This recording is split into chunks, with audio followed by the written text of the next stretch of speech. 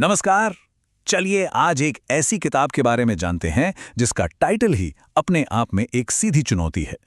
हिंदू साहिबान नहीं समझे गीता, वेद, पुराण। ये सिर्फ एक किताब नहीं है, बल्कि हिंदू धर्म की कई जाने-मानी मान्यताओं पर एक बहुत बड़ा सवालिया निशान है।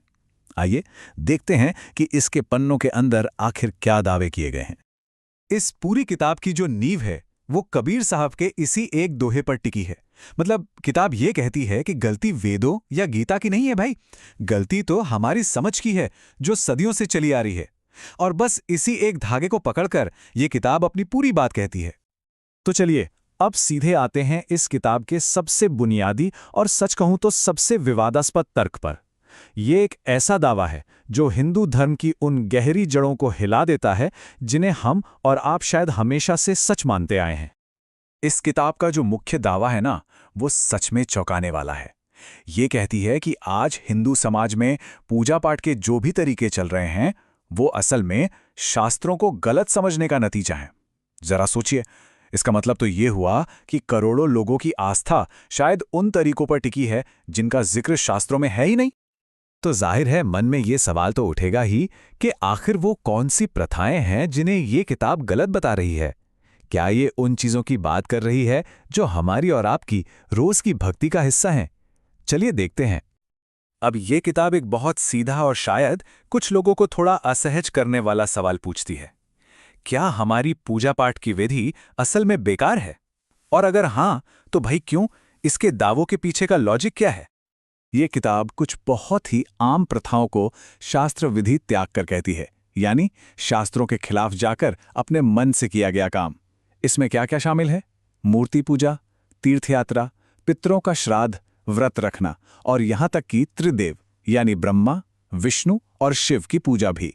दावा एकदम सीधा है, इन तरीकों से साधक को कोई फायदा नहीं होता। देखा जाए तो ये हिंदू धर्म की लगभग हर मशहूर भक्ति पद्धति को ही खारिज कर रही है। और अपनी बात को साबित करने के लिए यह किताब सीधा गीता का सबूत देती है।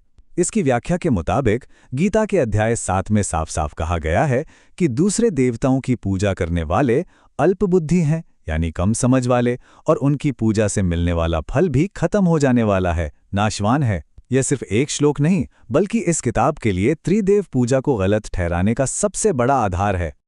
तो सवाल ये उठता है कि अगर त्रिदेव की पूजा भी शास्त्रों के हिसाब से नहीं है, तो फिर सच्चा परमात्मा है कौन?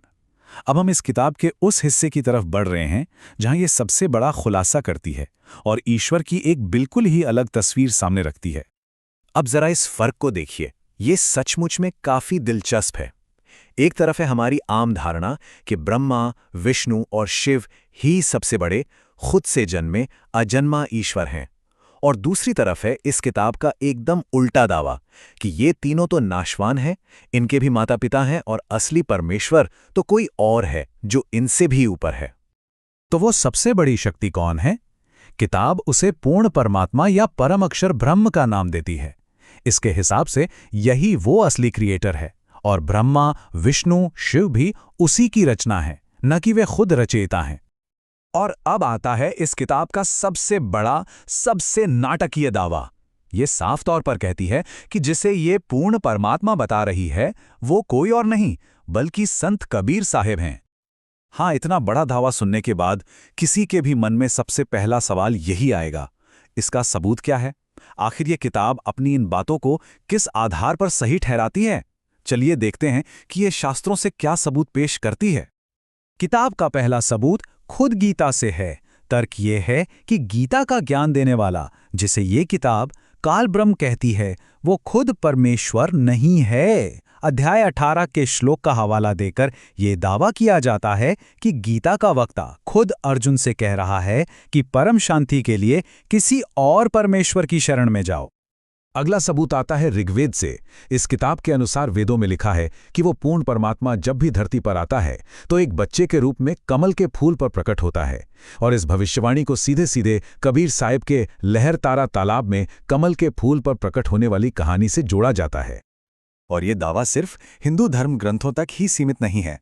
ये किताब श्री गुरु ग्रंथ साहिब का भी हवाला देती है और कहती है कि गुरु नानक देव जी ने भी अपनी वाणी में कबीर साहिब को ही सबसे बड़ा सर्वशक्तिमान परमात्मा माना था। तो अगर इस किताब की बातों को माने कि पुरानी प्रथाएं गलत हैं और सच्चा परमात्मा कबीर साहिब हैं, तो फिर सवाल ये है कि मोक्ष पाने के लिए करना क्या चाहिए। इस किताब का जो आखिरी हिस्सा है वो इसी सवाल का जवाब देता है। इस किताब के मुताबिक मोक्ष का रास्ता 3 स्टेप्स का है। पहला कदम, शास्त्र के विरुद्ध जो साधनाएं हैं, जैसे मूर्ति पूजा और व्रत, उन्हें पूरी तरह छोड़ देना। दूसरा कदम, एक तत्वदर्शी संत यानी एक ऐसे गुरु की शरण में जाना जिसे परम सत्य का ज्ञान हो। और तीसरा और आखिरी कदम, उस संत से सतनाम या सच्चा नाम मंत्र लेकर सच्ची भक्ति शुरू करना। अपनी बातों को सिर्फ तर्कों तक ही न रखकर ये किताब कुछ लोगों के अनुभव भी बताती है।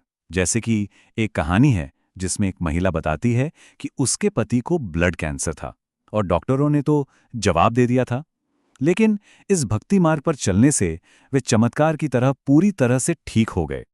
तो इस पूरे पड़ताल के बाद हम एक बहुत बड़े सवाल पर आके रुकते हैं।